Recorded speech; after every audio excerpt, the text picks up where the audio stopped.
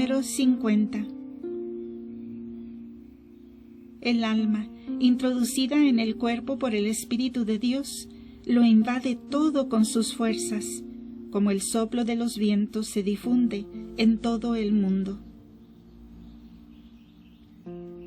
El alma se difunde por todo el cuerpo, como la fuerza total de los vientos atraviesa todo el firmamento. El alma, enviada al cuerpo por el Espíritu de Dios, lo invade todo con sus fuerzas. Y como los soplos de los vientos se difunden en el firmamento, así el alma induce al hombre a querer a Dios con todo el ardor de su deseo y a practicar las más santas virtudes que tienen sabor a miel, porque las palabras de Dios son más dulces que un panal de miel para su boca. Así, el alma invade con gran amor al firmamento, es decir, su cuerpo, con el incomparable adorno de las virtudes y con la magnificencia dulce de las obras buenas. Número 51. Lo mismo que el hombre se gobierna y sustenta con la ayuda de los brazos y las piernas, así los vientos colaboran el uno con el otro en sustentar el firmamento. ¿Qué significan con respecto de los movimientos del alma el hecho de que los vientos sean ora plácidos, ora turbulentos?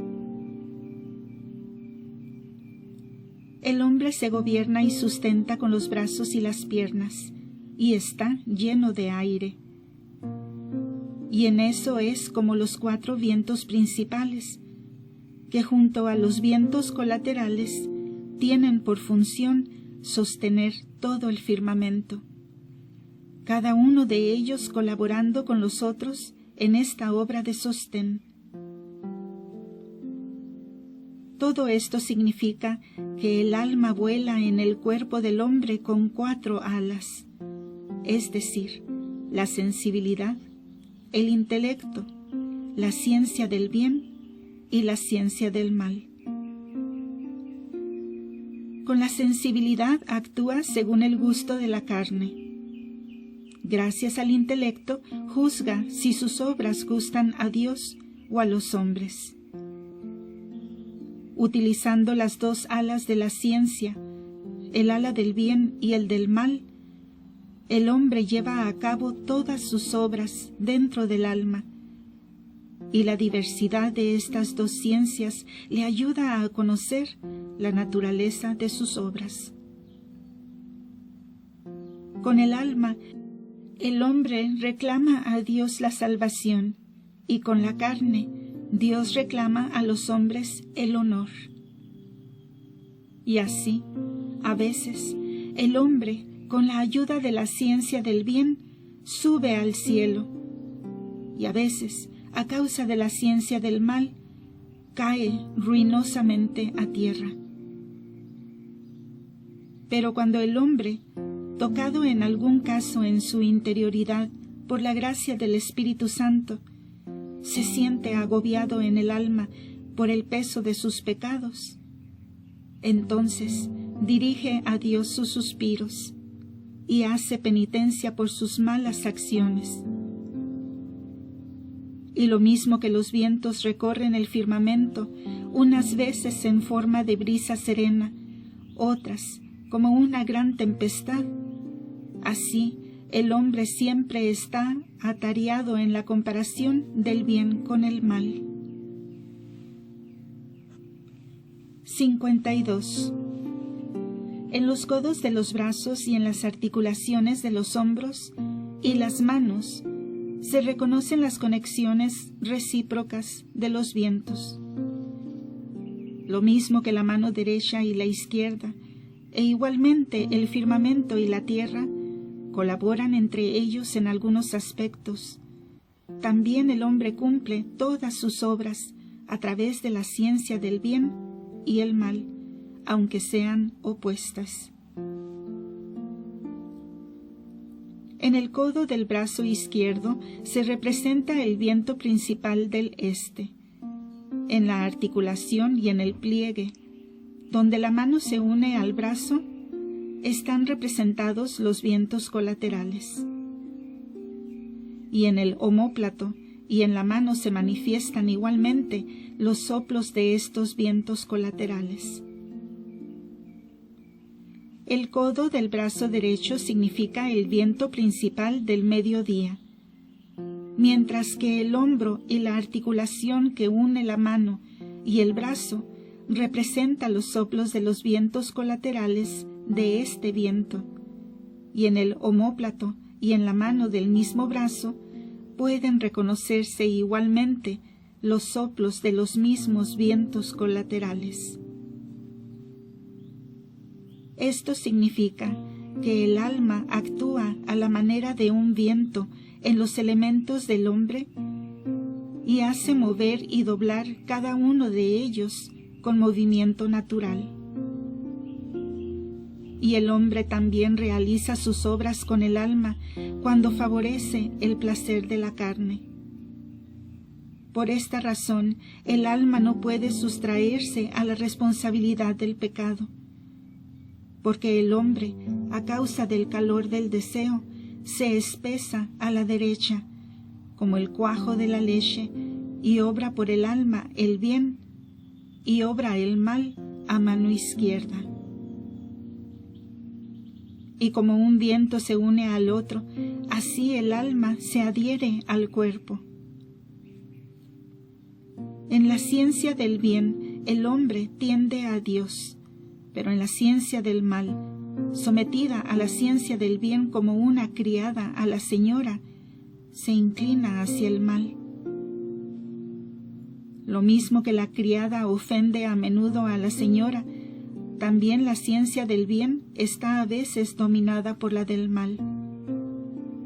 Y lo mismo que las manos se juntan para actuar, como el firmamento y la tierra, a pesar de sus múltiples diferencias, concuerdan por afinidad.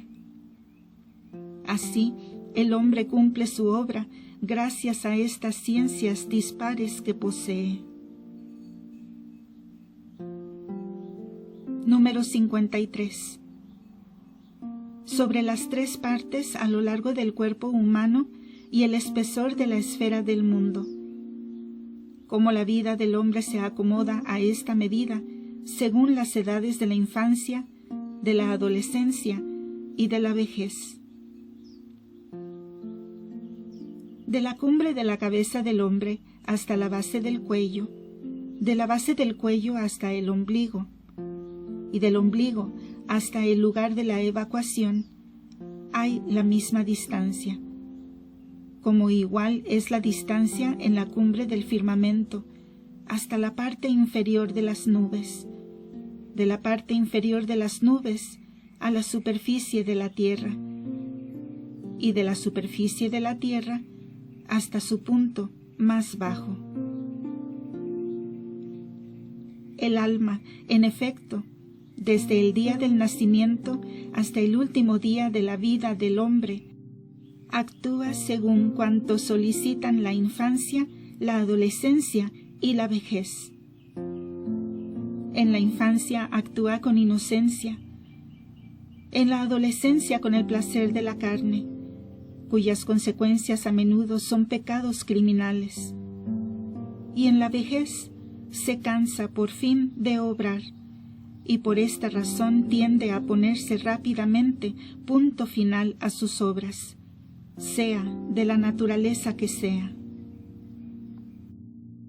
Como en efecto, el Artífice Supremo ha construido el firmamento y sus paredes con las mismas medidas, así el alma que obra en el cuerpo, desde el principio al final de su acción, tienen la misma posibilidad de actuar con la ciencia del bien y con la ciencia del mal, que actúan necesariamente una con la otra.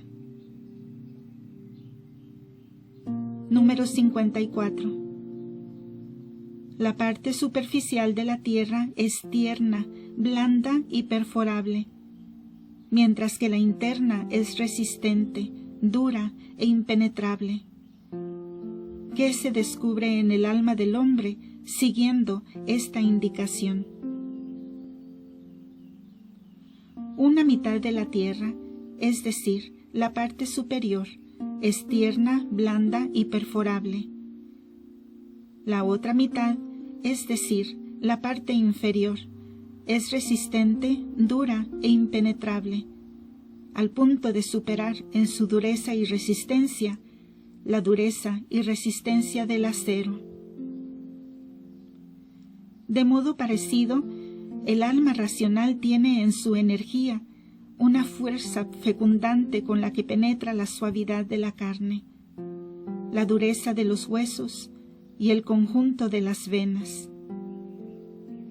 Las operaciones del cuerpo se realizan por el empeño ardiente del alma, como las armas que adquieren mayor poder por la dureza del acero, y pueden cortar cualquier objeto, o como los panes se achicharran al fuego del horno.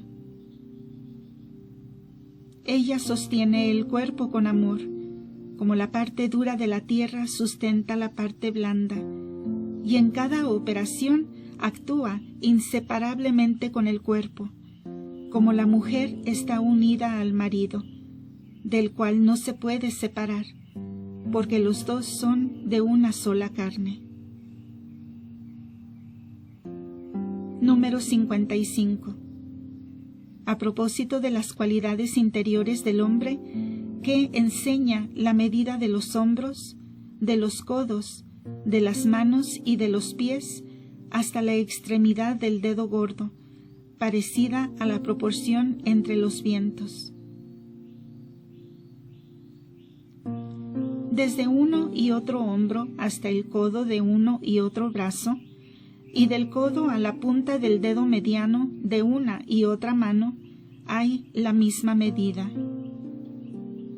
En la mano, además, desde la muñeca hasta el extremo del dedo mediano, hay la misma distancia que hay entre el talón y la punta del dedo gordo, tal como cada viento principal cubre la misma distancia de los colaterales y sus soplos.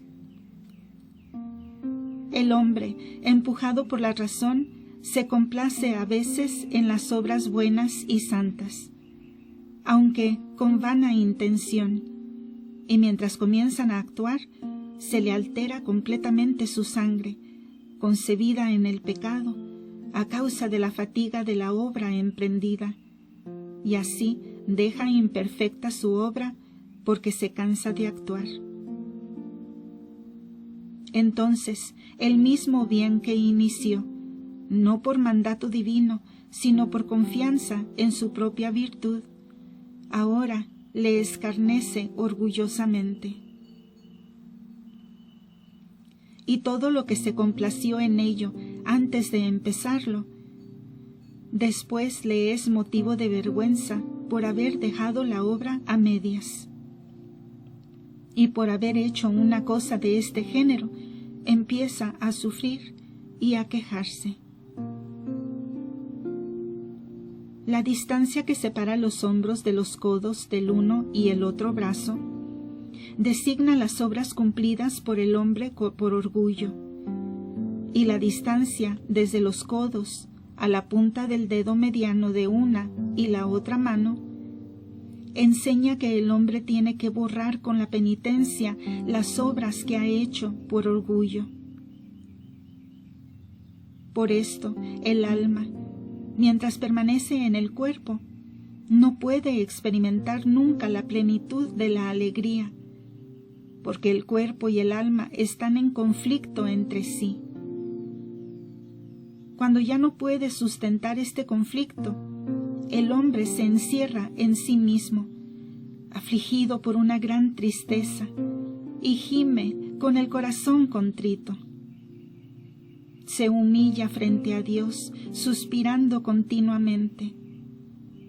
Así, humillado por el temor de Dios, se aleja de las obras malvadas y contrarias a la naturaleza del alma, y realiza las obras buenas que se representan en las manos, recorriendo las vías de Dios que se representan en el pie. El movimiento de las manos y los pies significa que el alma tiene que alegrarse por las obras buenas.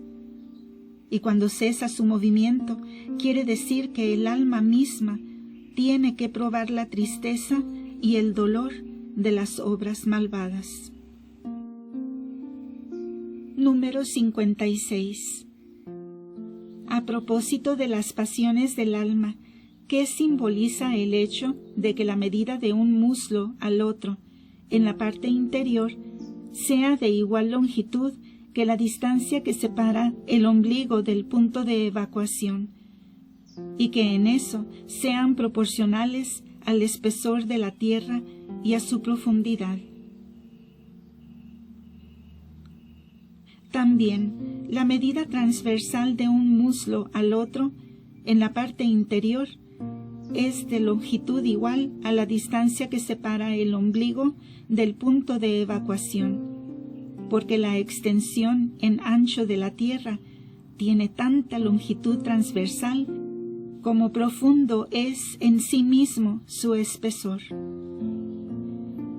El hombre, pues, que peca a menudo, si alguna vez acuerda con su alma hacer el bien, se alegra. Pero en esta alegría pasa miedo, porque teme no poder quizás llevar a término la obra iniciada. Con este temor, que retiene en sí gracias a las energías del alma, actúa bien todo el tiempo en que el alma atrae a sí al hombre cansado del pecado. Así, cada hombre que se dispone a vivir esta vida, unas veces concuerda con la voluntad del alma y otras con el deleite de la carne. Así, los santos y los mártires escogidos de Dios, mientras todavía vivieron en este mundo, llevaron el estandarte de la pasión de Cristo. Si la carne peca, el alma sufre hambre como el que ayuna. Pero si la carne ayuna, es decir, se abstiene del pecado, el alma disfruta con las obras buenas, como quien se alimenta con comida. La distancia del ombligo hasta el aparato de evacuación significa la presunción de la carne, a la que el hombre a veces consiente, a veces resiste. Lo mismo que el trabajo de un servidor ahora gusta y ahora desagrada al Señor. Lo mismo la tierra sustenta por su espesor y produce a lo largo y a lo ancho frutos útiles e inútiles. El espesor de la tierra, que se puede comparar con un criado, designa el deseo de la carne, mientras su largo y ancho significa la abstinencia, que es la señora en esta comparación. Número 57. El espacio que va de la base de la garganta hasta el ombligo simboliza el aire que penetra en todos los lugares vacíos y practica de varios modos su acción moderadora sobre la tierra para que entregue sus frutos. Es comparada al alma que vivifica el cuerpo entero y lo mueve para que cumpla sus obras. El espacio que está entre la base de la garganta y el ombligo representa al aire que desciende de las nubes hasta la tierra y endulza con su virtud natural a las criaturas terrenales. En realidad, el alma, que es chispa viviente y soplo racional emanados por la potencia divina, penetra el cuerpo entero con su fuerza vital, lo circunda de amor, moviéndolo a cumplir todas sus acciones, y lo empuja a obrar junto a ella, aunque el cuerpo ha sido engendrado con el gusto de los pecados. El alma, descendida de lo alto de los cielos sobre la tierra, al hombre, al que da vida, le hace comprender que ha sido creada por Dios. Es parecida al aire que se ve en la zona intermedia entre cielo y tierra, porque por intermedio del alma el hombre puede hacer el bien en las realidades superiores y el mal en las realidades inferiores. El aire, en efecto, atraviesa todos los espacios de la tierra, ejerciendo una acción moderadora. Donde la tierra es árida, la humedece. Donde es grasa, la contrae y consolida con el calor. Donde está húmeda, la seca. Donde es dura, la ablanda. Actúa así hasta la mitad de la profundidad terrenal, volteándola como con un arado, para que reciba el calor y el frío, y la hace fecunda, manteniendo el justo equilibrio. De manera análoga, cuando el alma advierte que su cuerpo es árido y falta de la fecundidad de las virtudes, se entrega a la aflicción y al luto, y empuja el cuerpo a los suspiros y a las lágrimas, gracias a la ciencia de la razón y al espíritu de compunción, porque reconoce que sus obras son depravadas, y así hace reverdecer su cuerpo árido con la humedad de la gracia divina. Pero si el hombre, suponiéndose colmado de fuerzas, intenta realizar obras más grandes de las que puede realizar, el alma mide sus posibilidades, lo reconduce hacia atrás y dispone más ordenadamente sus acciones. Y si este hombre vive en el olvido de Dios, sintiéndose completamente seguro, el alma, después de aterrarlo con el temor de Dios, le hace salir de este olvido.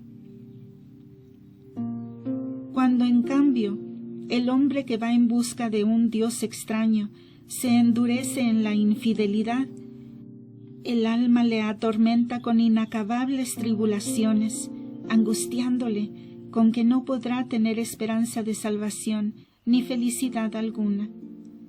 Con esta tristeza, el alma le reprocha y le reconduce por un mejor rumbo, y le hace suspirar por el verdadero Dios.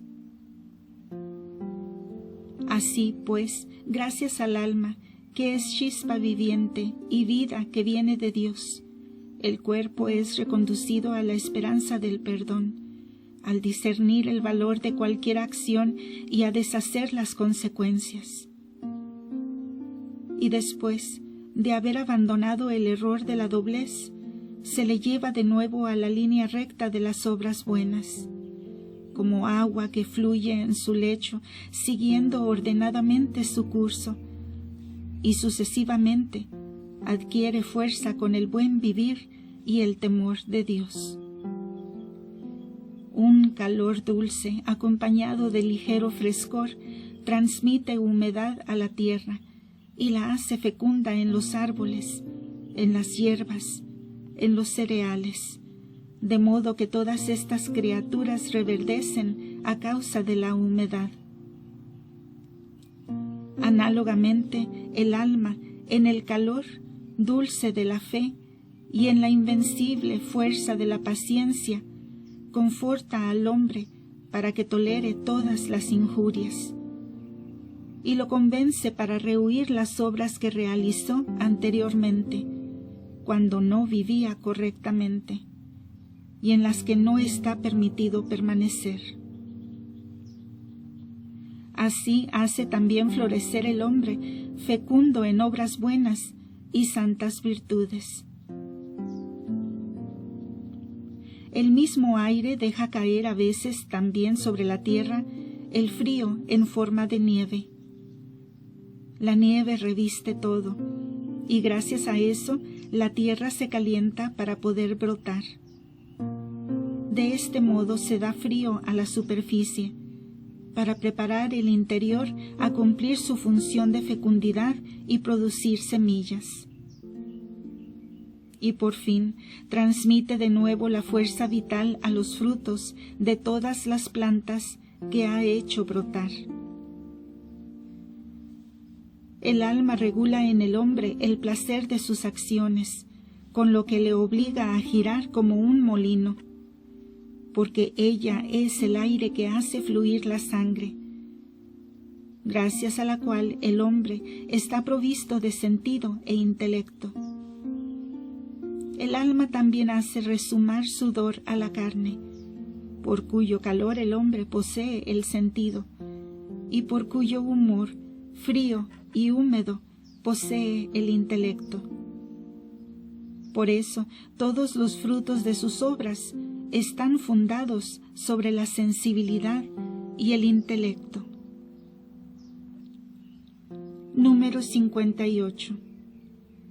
Las aves necesitan del aire para volar y algunos peces pueden sobrevivir en el agua por algún tiempo sin alimentarse.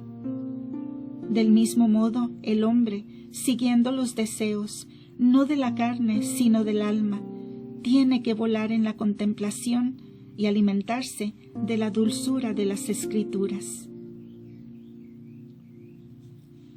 Ciertos pájaros de gran fuerza alcanzan durante su vuelo este aire para encontrar allí fuerza. Y cuando a veces este aire baja al agua de los ríos, proporciona a algunos grandes peces un sostén tan fuerte que pueden sobrevivir sin alimentarse por algún tiempo. Análogamente, el alma, cuando consigue el consentimiento del cuerpo, vuela hacia las alturas del cielo como un pájaro en el aire. Y como el pájaro no puede volar sin aire, así tampoco el cuerpo se mueve por él mismo, sino por impulso del alma. Y cuando a veces el hombre consiente en los deseos del alma, entonces se quema todo en el amor de Dios. Y así, volando día a día en la alegría de la felicidad eterna, se deleita en la fe contemplativa y en la sabiduría de las Santas Escrituras, de cuya dulzura se alimenta y se sustenta como de manera invisible. Así como este pez, que confortado por el aire y por el flujo de las aguas, puede vivir por algún tiempo sin alimento. Número 59.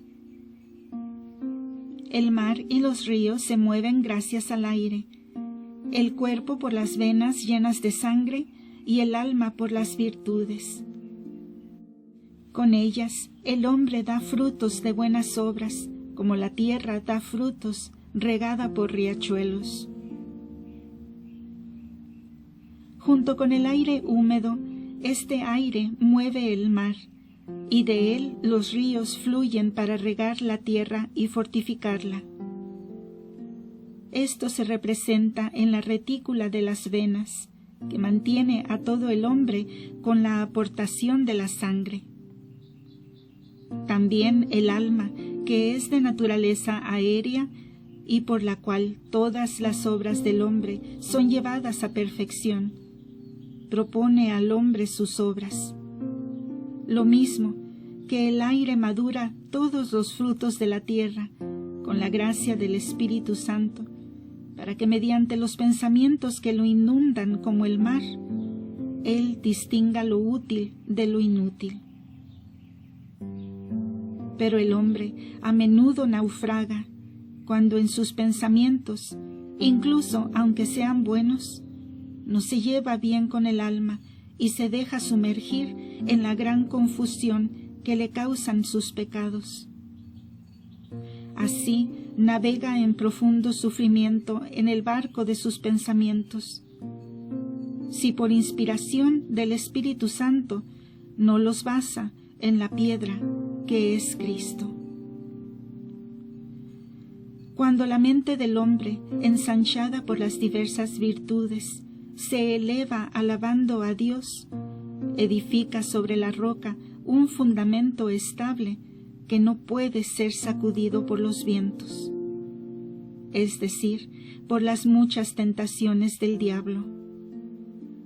Porque como las venas y los nervios consolidan el cuerpo humano para que no se disuelva, así la virtud de la humildad también entrelaza y consolida las obras buenas para que no sean disipadas por la arrogancia. Los ríos engendran riachuelos y al mismo tiempo proporcionan verdor a la tierra. Todos estos elementos los mueve el aire de que hemos hablado antes, porque con su calor y su humedad hace germinar todas las semillas. Así, cuando el alma supera el deleite de la carne, construye dentro del hombre el fundamento de sus deseos. Unida al cuerpo, realiza todas las obras humanas bien avenida con él. Entonces el alma disfruta de las obras santas y emprende el vuelo entre el dulce perfume de las virtudes. Y cuanto más grandes son los ríos, más riachuelos nacen, riachuelos que hacen germinar la tierra. El alma así se adueña del cuerpo, le suscita la caridad, la obediencia, la humildad y el resto de las virtudes más sólidas. Con todas ellas consigue arraigar en el hombre la alabanza de Dios cuando él pone en práctica las obras buenas.